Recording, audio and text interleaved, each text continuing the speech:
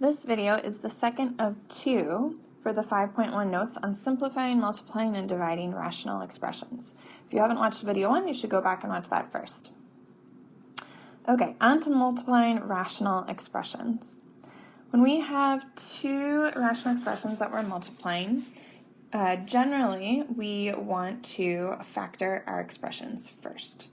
The other thing we need to keep in mind is that to multiply fractions, we multiply across the numerator and across the denominator. We do not cross-multiply or crisscross here, which is a common mistake that students make.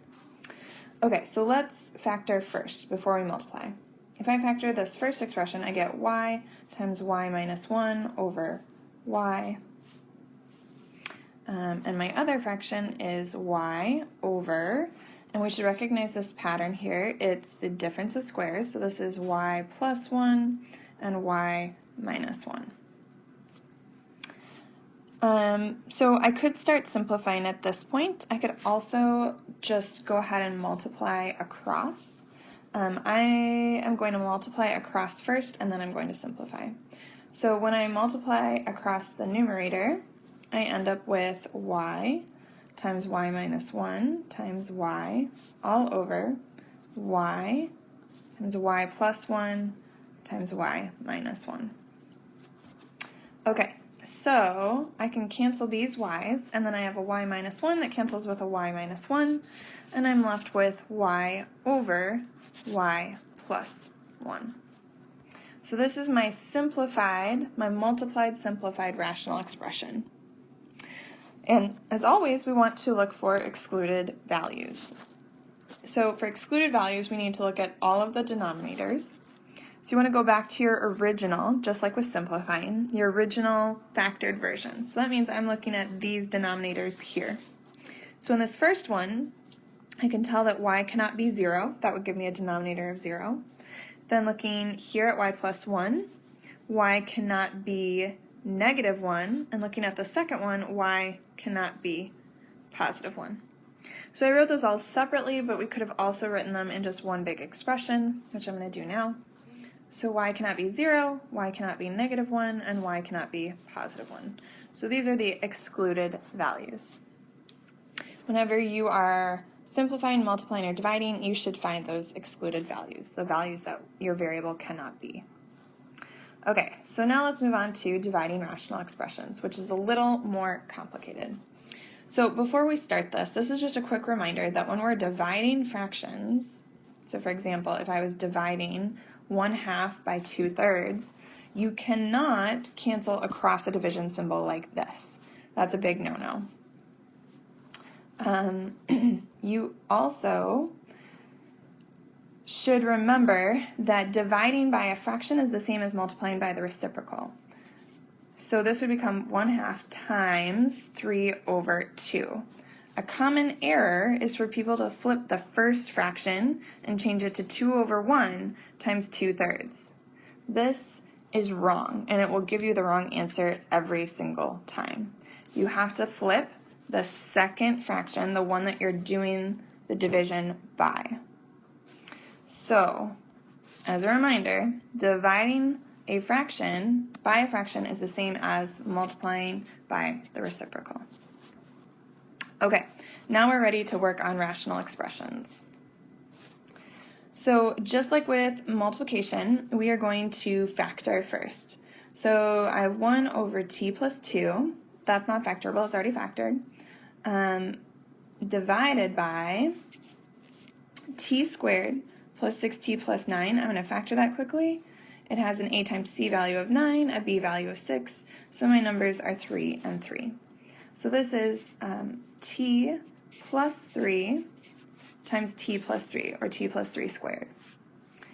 The denominator is t squared plus t minus 6. So let's make our diamond really quickly to help us with that. Our numbers are going to be 3 and negative 2. So this is going to be t plus 3 times t minus 2. Now I'm not going to simplify yet. I could, but sometimes it leads to student mistakes, so I'm going to leave it as is. And I'm going to change my division to multiplication. So instead of division here, I'm changing it to multiplication by the reciprocal.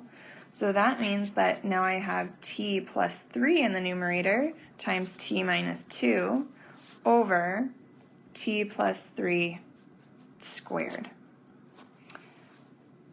Okay, so now I'm just going to multiply everything, or you could simplify first.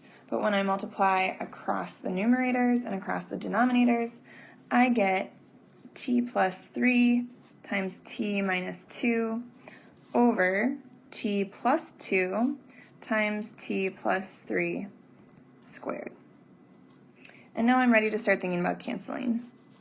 Well, I have a t plus 3 that cancels with one of the t plus 3's down here.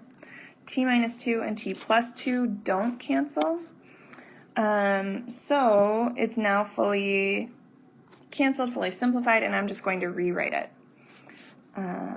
Unfortunately, I've run out of space, so I'm going to back up or erase this step to write our final answer. Okay, so our final answer ends up being t plus, t minus 2 over t plus 2 times t plus 3. Now I simplified in the very last step, but we could have simplified sooner, so we could have simplified in this step, like that, or we could have simplified back here. But I usually wait until the second or third step to simplify to make sure I'm not making any mistakes. Now let's think about our denominators. To find excluded values, we have to look at all of the denominators in the problem. So that means I need to look at t plus 2 here. It means I need to look at t plus 3 and t minus 2. But it also means I need to look at the denominator once I've flipped to the reciprocal. So I have to look at this denominator as well. So not just the original denominators, but the new denominator once I've changed to multiplication. So looking at this first one up here, t plus 2, that means that t cannot be negative 2. Then looking at t plus 3, t cannot be negative 3.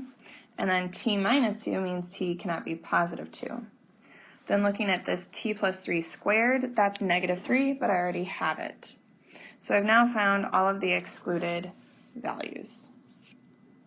And that's how you divide. If you understood that example, you can be done with this video, or you can proceed on to see a couple more practice problems. Okay, so I have a note in here about looking at excluded values on the calculator. We will do that in class together. Looking at these practice problems, the first few I'm not going to go through, but I am going to put some final answers for the ones when we get to multiplication. So if you want to practice number 7, you can pause this video and then check for the final answer. The final answer for 7 is going to be 9x over 4, where x cannot be 0 and y cannot be 0. If you look at number 9, when you, this one's already factored, so when you start simplifying, you get an x plus 1 and an x plus 1 that cancel, x minus 2 and an x minus 2 that cancel, and your final answer ends up being 5x over x minus 6 times x minus 1. And remember, for excluded values, you have to look at all of the denominators in the original. So we get, not y, but we get x cannot be negative 1, it cannot be 6, it cannot be 2, and it cannot be positive 1. There's also this factor of 10 down here, but 10 can't ever be equal to 0, so we don't have to worry about that. So our excluded values are all these values here. Do not just look at the simplified version. Go back to the original factored version.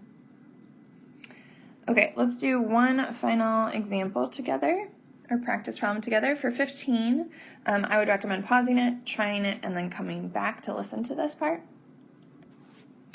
Okay, so for 15, I'm going to factor first, and I get 2x times x plus 2 over x minus 2 times x plus 2 divided by x minus 2 times x minus 1 over 3 times x minus 2.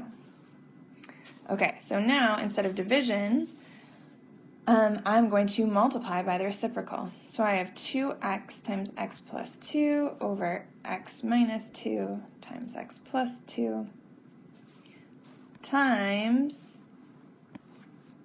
3 times x minus 2 over x minus 2 times x minus 1. So I know multiplication multiplies across the numerators here and across the denominators, but I'm going to start doing some canceling. So this x plus 2 and x plus 2 cancel. In this fraction, x minus 2 and x minus 2 cancel. Okay, so now when I multiply across, I get 6x over x minus 2 times x minus 1. And at this point, nothing else simplifies or cancels. So this is my final simplified answer. Now I want to think about values that x cannot be. And remember, with division, we have to look at all of the denominators. So I'm first going to look at this denominator. X cannot be 2 and cannot be negative 2. Then I look at this denominator. Well, 3 is never equal to 0, so we don't need to worry about the 3. And the x minus 2, we've already said that x cannot be positive 2, so we've taken care of that one. And then we want to look at our other denominators. We've already taken care of this denominator, but we also need to think about this one. So for this factor, x cannot be 2. For this factor, x cannot be 1. So we've now covered all of the excluded values. So your homework is to complete 5.1 homework, the odds. The key for that is online. Feel free to post any questions on Edmodo.